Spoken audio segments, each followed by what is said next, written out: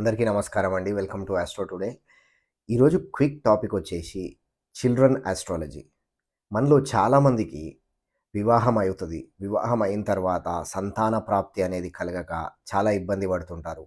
వివిధ రకాల మెడికేషన్స్ వాడతారు. డాక్టర్స్‌ని సంప్రదిస్తారు. చాలా డబ్బు ఖర్చు పెడతారు. అయినా గాని సంతాన ప్రాప్తి అనేది కలగదు. అయితే జ్యోతిష్య శాస్త్రం ప్రకారము మీకు మీ యొక్క బర్త్ చార్ట్‌లో సంతాన ప్రాప్తి అనేది ఉందా? లేదా? అనేది ఈరోజు తెలుసుకుందాం.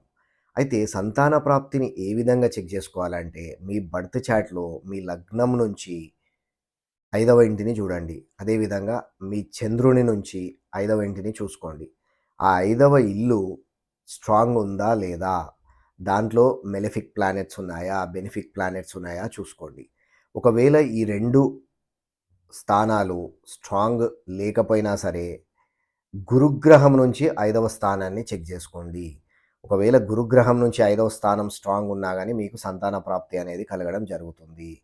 లేదు ఈ 3 ప్లేస్‌మెంట్స్ నుంచి 5వ స్థానం వీక్‌గా ఉంది అంటే మాత్రము మీకు సంతాన ప్రాప్తి అనేది కొంచెము ఇబ్బందికరము. కాబట్టి మీరు దానికి తగిన రెమెడీస్ అనేది ఖచ్చితంగా చేసుకోవాల్సి వస్తుంది.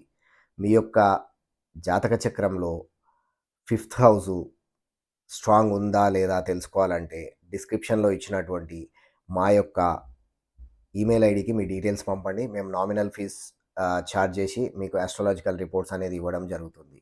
ఈ రోజుకొచ్చేసి ఇది క్విక్ ప్రెడిక్షన్ అండి. I'll see you later.